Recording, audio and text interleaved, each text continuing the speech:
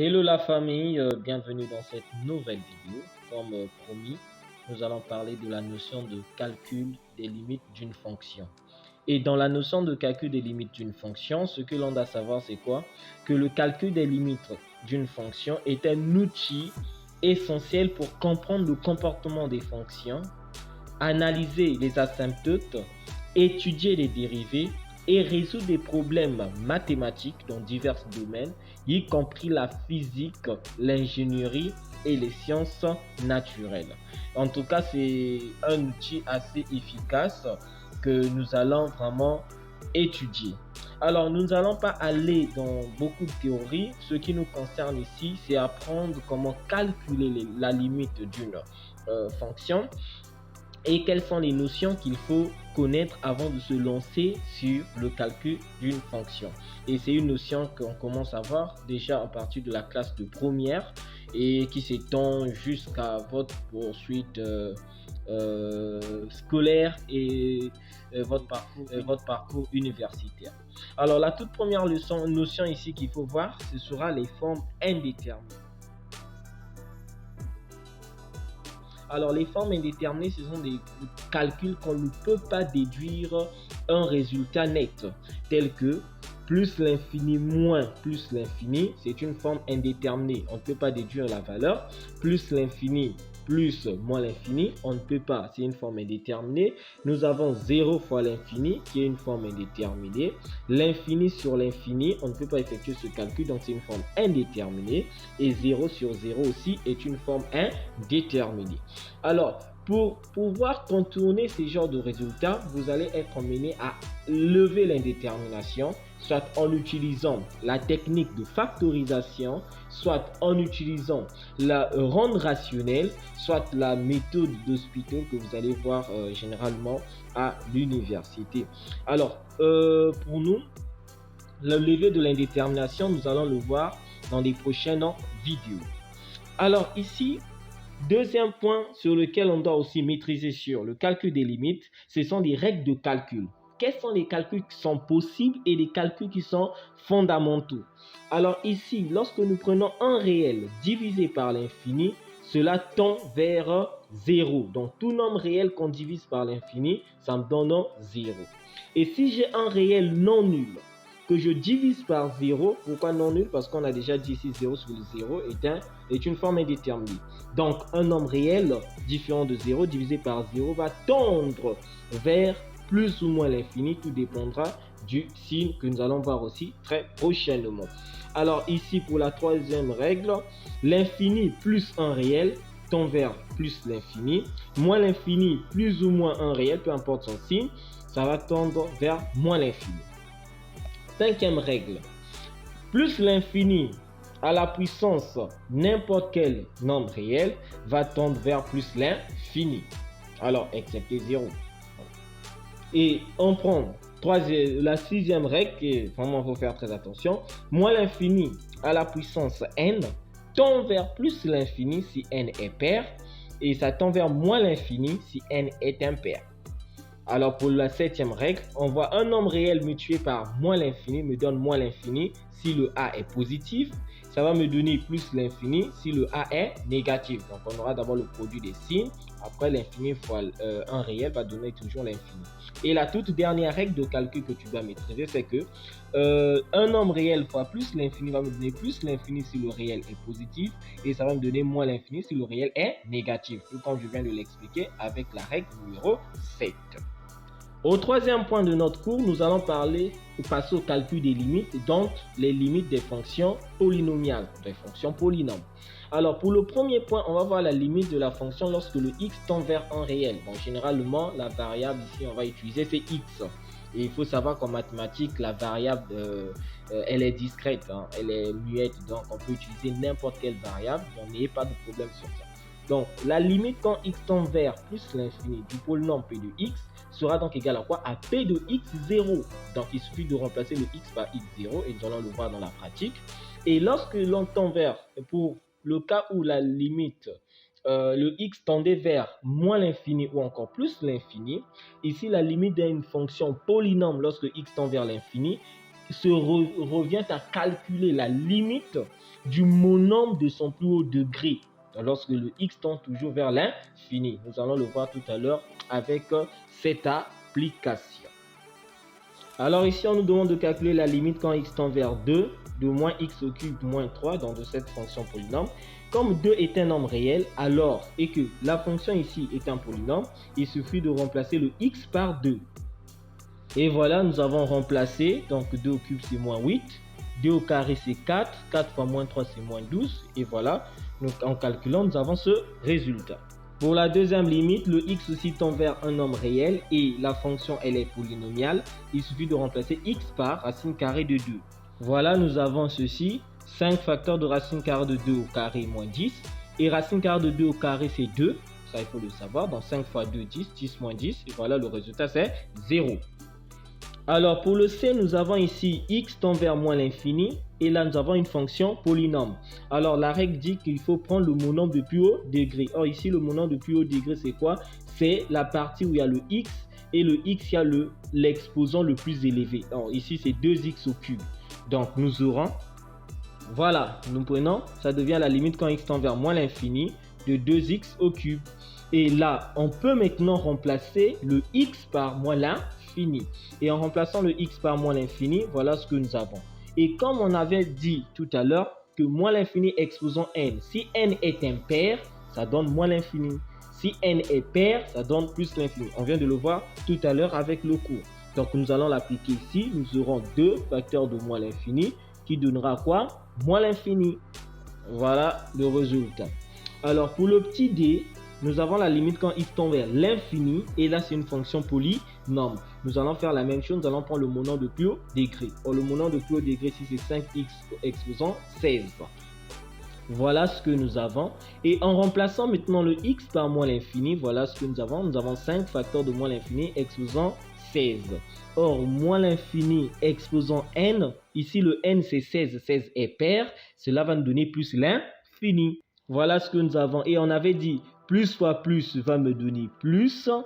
Et 5 fois l'infini, c'est l'infini. Voilà pour la toute dernière limite. Nous avons la limite quand x tend vers plus l'infini de cette fonction polynôme aussi. Cela va me donner la limite quand x tend vers plus l'infini. Le monombre du plus haut degré, ici on va chercher le x qui a le plus grand exposant. Ah, nous sommes ici, c'est moins 17. N'oublions pas le moins qui est devant. Le monombre du plus haut degré n'est pas toujours devant. Il peut être au milieu, il peut être à la fin. Parce qu'un polynôme peut être ordonné ou désordonné. Alors ici, je vais le prendre. Donc nous avons moins 17, x exposant 18. Alors en remplaçant, nous aurons moins 17, facteur de plus l'infini, exposant 18. Qui va me donner moins 17. Je ne fais pas encore disparaître le réel. Tout simplement pourquoi? Parce que on peut toutefois multiplier. Alors, plus l'infini exposant 18. Tout à l'heure, on a dit plus l'infini exposant n donne toujours plus l'infini. Donc ici, nous aurons toujours plus l'infini. Alors ici, on remarque moins fois plus va me donner moins. Moins fois plus va me donner moins. 17 fois l'infini va me donner l'infini. Donc la limite de cette fameuse fonction est égale à quoi? À moins l'infini. Voilà un peu comment on applique le calcul des limites d'une fonction. Et il faut encore retenir, donc là on dit limite quand x tend vers plus l'infini de cette fonction égale et vous calculez. Alors dans la prochaine vidéo, nous allons voir la limite des fonctions rationnelles. Salut la famille, bienvenue dans cette nouvelle vidéo dans laquelle nous allons continuer notre leçon précédemment intitulée limite des fonctions numériques. Et ici nous sommes sur le troisième point où nous parlons de la limite d'une fonction rationnelle. Et déjà la fonction rationnelle c'est le quotient de deux fonctions polynômes. Au petit 1, nous allons parler de la limite de la fonction rationnelle en un réel x0, élément de son ensemble de définition. Alors, nous nous donnons une fonction f définie par n de x sur d de x. N de x est une fonction polynôme, d de x aussi est une fonction polynôme. Et EF, c'est l'ensemble de définition de f, c'est-à-dire toutes les valeurs de x qui feront à ce que ce dénominateur soit différent de 0. On se donne une valeur x0 appartenant à cet ensemble de définitions, donc c'est-à-dire que l'image de x0 par le dénominateur est différent de 0. Pour calculer la limite quand x tend vers ce x0 de la fonction f de x, cela revient juste à calculer le quotient des images de n et d par x0. D'accord? Donc, nous allons avoir n de x0 sur d de x0. Vous calculez le résultat, c'est votre limite. Au deuxième point, nous allons parler de la limite en l'infini de cette fonction rationnelle f de x. Donc, vous voyez, le numérateur, c'est une fonction polynôme. Le dénominateur aussi est une fonction polynôme. Donc, alors, qu'est-ce qui va se passer?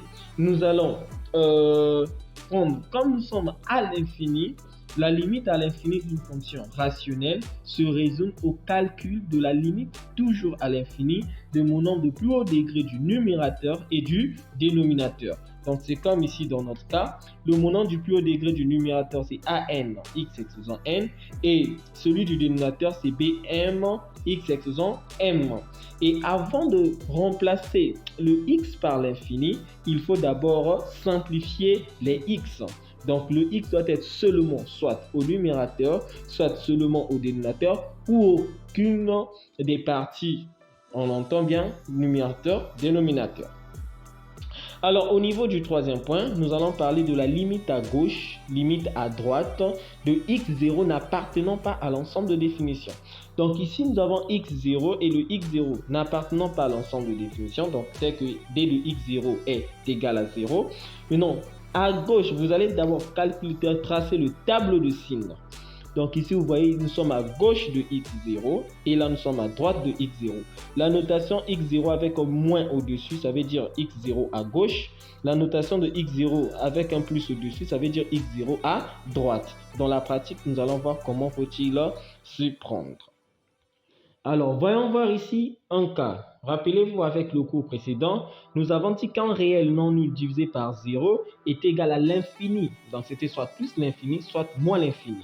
Et dans le cas de notre exemple, prenons 2 divisé par 0. Ici, le plus, attention, le plus ici, c'est le signe à gauche ou encore à droite de 0. Donc, si à gauche de la valeur x0, il y a un plus, donc on met plus. Si à droite, il y a un plus, on met plus. Donc, ça veut dire le plus ici de ce 0 du dénominateur ne veut pas dire à droite, non. Ça veut juste dire c'est le signe à droite de x0. Signe à droite de x0. Ça va? Ok. Donc, fait qu'ici, nous avons plus fois plus, c'est plus. Donc, 2 sur 0, c'est l'infini. Moins fois plus, c'est moins. 3 sur 0, c'est l'infini. Et c'est la même chose que nous avons fait avec les autres. Alors, pour le quatrième point et pour clore avec cette partie de rappel de cours, comment faut-il lever l'indétermination dans le cas où nous avons 0 sur 0 avec une fonction rationnelle? Donc, c'est-à-dire que vous calculez la limite quand x tend vers x0 de nx sur dx est égal à 0 sur 0. Alors, qu'est-ce qu'il faut faire? La première des choses, on doit factoriser le numérateur et le dénominateur par x moins x0. Donc déjà, lorsque nous allons factoriser n de x par x moins x0, il va apparaître un nouveau polynôme p de x. Nous allons factoriser aussi le dénominateur d de x par x moins x0. Il va apparaître un nouveau polynôme q de x. Et avant de poursuivre mes calculs, je simplifie d'abord x moins x0, d'où le calcul de notre première limite sera donc celle de la limite quand x tend vers x0 de p de x sur q de x, et là je remplace. Et vous pouvez aussi rencontrer une situation en remplaçant où le numérateur s'annule, le dénominateur s'annule à nouveau. Vous reprenez la même procédure de factorisation puis de simplification. Ici, si le x0 est négatif, il y aura un plus. Si le x0 est positif, il y aura un moins. Alors, afin de mieux intérioriser toutes les notions sur la limite des fonctions rationnelles, je vous invite à cliquer, à regarder sur la description. Je vous ai placé un lien qui vous permettra de vous de voir comment faut-il appliquer toutes ces notions que je viens de vous donner tout à l'heure sur ce cours, ou le calcul de la limite quand le x0, le vecteur qui tend vers x0 qui appartient à l'ensemble de définition, qui tend vers un x0 qui n'appartient pas à l'ensemble de définition et qui tend vers l'infini, moins l'infini ou plus l'infini. Donc regardez au niveau de la description, il y aura un lien, qui va vous renvoyer au niveau de la vidéo où il y a l'application sur le calcul des limites des fonctions rationnelles. Alors je vous dis à tout à l'heure. Merci. La famille, nous voilà ici pour l'application de calcul des limites sur des fonctions rationnelles. Nous avons ici cet exercice qui va nous permettre de mieux l'appréhender. Alors ici, pour calculer la limite quand x tend vers 1 de cette fonction rationnelle, qu'est-ce que je fais? Je remplace. Donc là, qu'est-ce que je vais faire? Je vais remplacer x par le 1 sans problème, comme on vient de le dire dans le cours précédent. Et au dénominateur, x par le 1, donc nous avons 1 plus 1. Et là, 1 au carré, c'est 1. Donc nous aurons ici 1 au carré, c'est 1. 1 fois 2, c'est 2. Moins 4 fois 1. Donc voilà ce que nous avons ici. Et là, nous aurons quoi? Après calcul, nous aurons 1 sur 2. Donc ici, la limite, c'est 1 demi. Pour notre deuxième limite ici, le x tend vers 0. Donc comme c'est un réel, je remplace d'abord. Donc j'aurai ici 0 au carré sur 0 moins 1. Et là, 0 au carré, c'est 0. 0 moins 1, c'est moins 1. 0 divisé par moins 1, ça me donnera toujours 0. D'où la réponse finale ici, c'est 0. Pour le petit c ici, nous allons x tend vers moins 2. C'est une fonction rationnelle. Toujours le même principe. On va remplacer. Voilà. Voilà ce que nous avons. Ok, on remplace. C'est ça. Et une fois que nous avons remplacé, nous allons calculer. Moins 2 au carré, c'est 4. Moins 4. Moins 2 au carré, c'est 4. Moins 2. Moins 2. Et après calcul, nous aurons 0 sur 0 qui est une forme indéterminée. Comme nous l'avons vu dans le tout premier cours. Et là, il faut chercher à lever l'indétermination. Et nous avons dit pour le cas d'une fonction rationnelle, pour lever l'indétermination, on doit factoriser le numérateur et factoriser le dénominateur. Mais on va le factoriser par quoi? Nous allons factoriser le numérateur et le dénominateur par x moins x0. Or, chez nous, le x0, c'est moins 2. Donc, nous aurons x moins un facteur de moins 2. Et là, qui donnera x plus 1, 2. Et voilà un peu ce qu'on aura dans la suite. Et voilà, après avoir factorisé le résultat que nous obtenons. Alors ici, je ne suis pas donné la peine de faire encore les factorisations parce que je sous-entends que vous avez la maîtrise de la méthode de factorisation. Pour ceux qui ont encore des problèmes sur la factorisation, alors ne vous inquiétez pas, dans la prochaine vidéo, des vidéos à venir, il y aura des vidéos où on va encore revenir sur les factorisations. Alors ici, une fois que nous avons fait, qu'est-ce qu'on avait dit? On va simplifier des termes semblables. Une fois simplifié, il nous reste la limite quand x tend vers moins 2. Le numérateur, c'est x moins 2 et au dénominateur, c'est x moins 1. Et ici, qu'est-ce que je fais? Je remplace. Toujours pour voir, peut-être il n'y en a plus. Donc, j'aurai ça. Et voilà. Après calcul, j'ai moins 4 sur moins 3 qui me donnera quoi? 4 sur 3. Pour la prochaine limite ici, le x tend vers moins l'infini. Alors, comme le x tend vers l'infini et que la fonction, elle est rationnelle, on va se contenter du monant du plus haut degré du numérateur sur le monant du plus haut degré du dénominateur. Et voilà ce que nous avons. Le monant du plus haut degré du numérateur, c'est moins x au cube. Le monant du plus haut degré du dénominateur, c'est 8x exposant 4. Mais on avait dit qu'il faut d'abord simplifier avant de remplacer. Alors, nous remarquons qu'au dénominateur, nous avons 8x fois x au cube. Parce que x fois x au cube, c'est x exposant 4. Parce que c'est lui qui a le plus grand exposant. Donc, forcément, c'est tout le numérateur qui va disparaître. On va simplifier les x au cube. Il va donc me rester moins 1 sur 8x. Et là, je peux remplacer le x par moins l'infini. Parce qu'il n'y a qu'une seule partie où il y a le x. Et en remplaçant, nous avons 8 fois moins l'infini qui me donne moins l'infini. Et on avait dit tout nombre réel différent de 0 divisé par l'infini me donne quoi? 0. Alors pour la toute dernière limite concernant notre exercice 1, nous avons x tend vers plus l'infini, toujours d'une fonction rationnelle. on va prendre le monant du plus haut degré du numérateur sur le monant du plus haut degré du dénominateur. Comme vous pouvez le constater, le monant du plus haut degré n'est pas forcément au début ni à la fin, donc peut-être au milieu. Donc un peu, voilà ce que nous aurons. Voilà. Alors ici, on constate que x au cube, c'est x carré fois x. Je peux simplifier les x carrés. Il va me rester quoi? X sur 2. Et là, je peux remplacer le x par plus l'infini. Donc, j'aurai plus l'infini sur 2. Et là, plus divisé par plus, c'est plus. L'infini divisé par 2, c'est l'infini. Voilà le résultat. Afin de mettre en application la notion de limite à gauche et limite à droite d'x0, nous allons nous permettre de traiter cet exercice 2, où on nous demande de calculer les limites de la fonction f, qui est une fonction rationnelle, aux bornes de son ensemble de définition, EF ici défini. Nous avons ici les bornes. Nous avons combien de bornes? Nous avons 1, 2, 3, 4. Et vous remarquez ici au niveau de ces deux bornes, nous avons 1, là aussi nous avons 1. Donc ici, ça c'est le 1 qui est placé à gauche et ça c'est le 1 qui est placé à droite. Donc nous aurons la limite à gauche de 1 et la limite à droite de 1. Alors nous allons commencer avec la toute première borne qui est moins l'infini. Donc la limite en moins l'infini, nous venons à peine de le voir. On prend les monants de plus haut degré. Donc nous aurons la limite quand x tend vers moins l'infini de x sur moins x. Et x divisé par moins x, ce qui me donne moins 1. Donc moins 1, comme il n'y a pas de x, automatiquement c'est moins 1. Et la même chose avec en plus l'infini, nous avons la même procédure et nous avons ici moins 1. Alors une fois calculé la limite en moins l'infini, calculer la limite en plus l'infini, il nous reste deux bornes. À gauche de 1, puis à droite de 1. À gauche de 1. Alors ici, nous avons la limite quand il tend vers 1, mais comme c'est à gauche, pour signifier la gauche, on va mettre un moins au-dessus. Donc le moins là, ce n'est pas le signe, mais c'est juste dire à gauche de 1. Donc le f de x sera donc égal à quoi? Voilà ce que nous avons. Par la suite, je vais remplacer. Donc nous aurons 1 plus 3 sur 1 moins 1. Et vous remarquez qu'en remplaçant, le moins là n'agit pas parce que le moins là signifie juste à gauche. Alors en calculant, j'aurai quoi? J'aurai 4 sur 0. Or 4 divisé par 0, on avait dit ça donne soit moins l'infini, soit plus l'infini. Mais pour savoir le signe, on doit étudier le signe de notre dénominateur. Alors pour le signe de notre fameux dénominateur, nous devons poser ce dénominateur 1 moins x égale à 0 pour chercher la valeur de x qui l'annule. Et nous avons trouvé cette valeur, c'est le 1.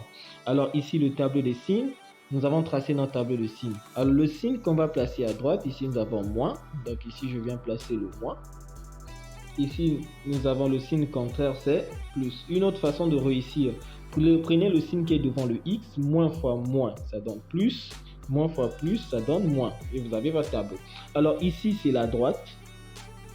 Et là, c'est la gauche.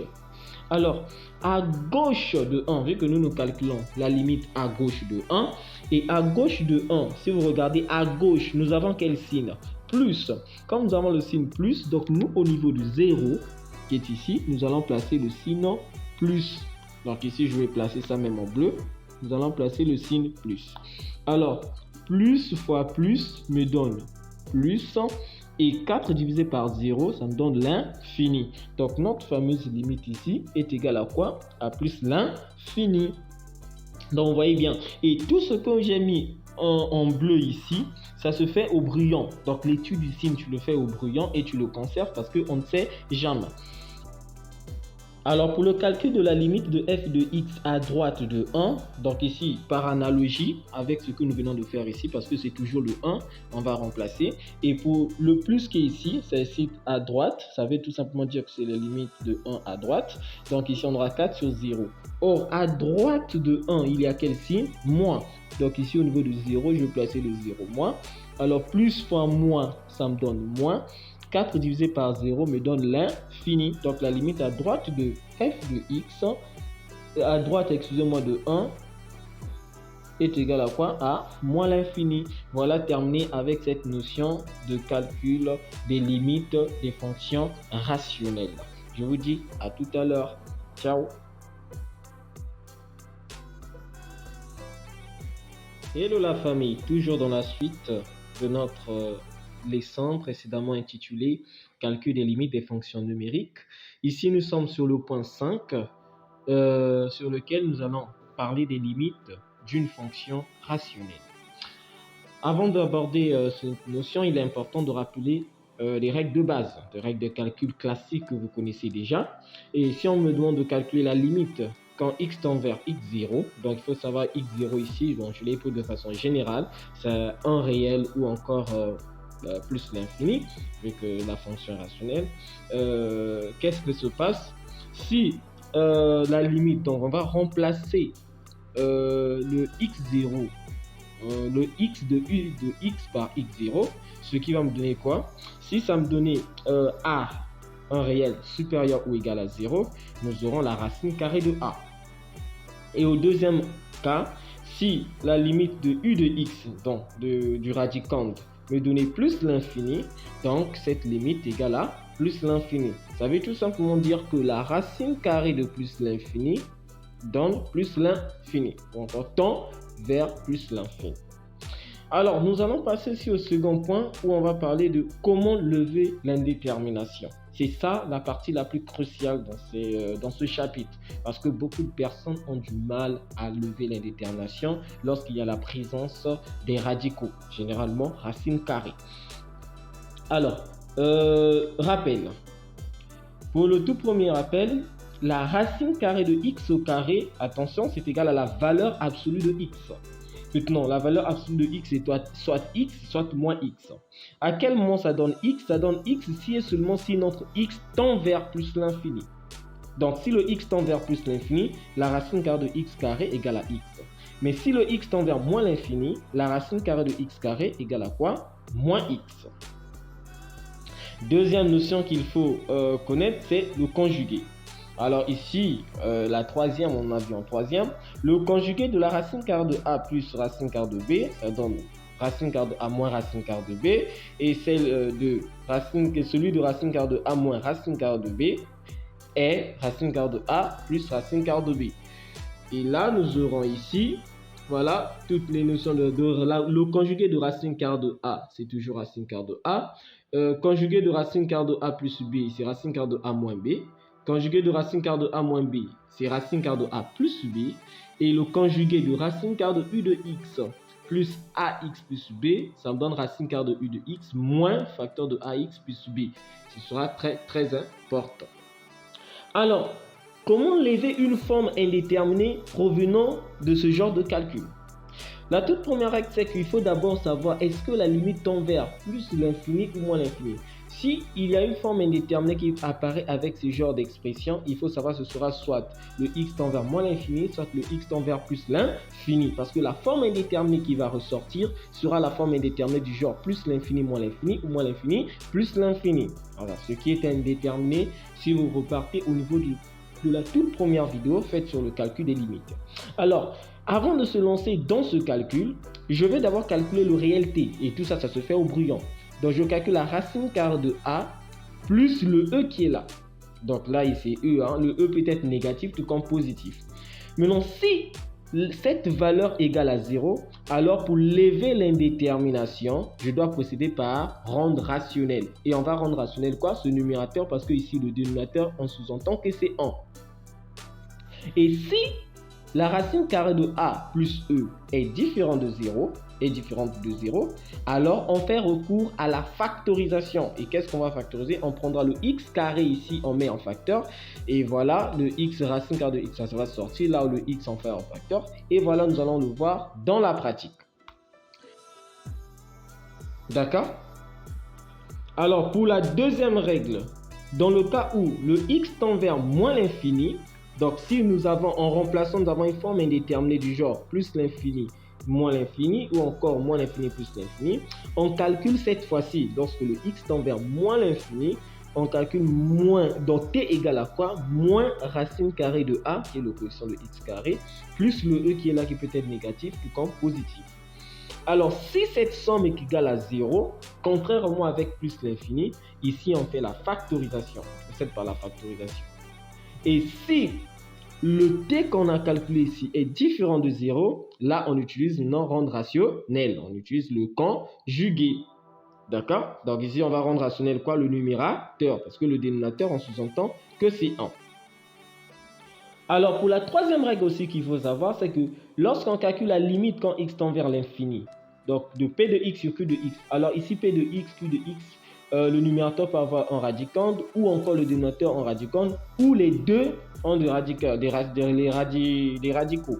Alors ici, si la forme indéterminée c'est l'infini sur l'infini, alors qu'est-ce qu'on fait?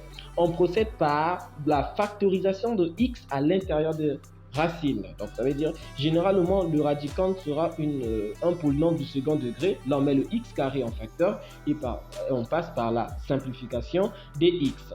Mais au cas contraire, on peut rendre rationnel et par la suite simplifier et on finira toujours par mettre quelque chose en facteur. On le verra dans la résolution des exercices.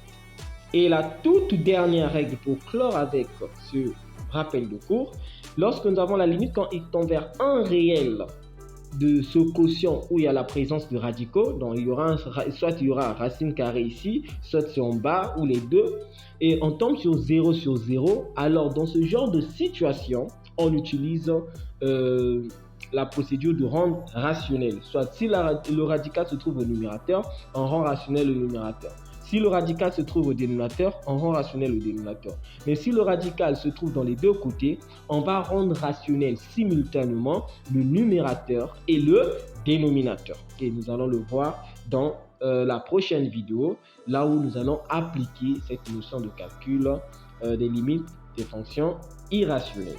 Alors, je vais placer dans la description le lien qui va nous renvoyer vers l'application de notre fameux chapitre. Alors, pour ceux qui ne sont pas abonnés, je vous conseille de vous abonner. Et pour ceux qui sont déjà abonnés, je vous conseille d'activer la cloche de notification si cela n'est pas encore fait. Et ceux qui ont déjà la cloche de notification, restez scotchés. La prochaine vidéo arrive. Ciao.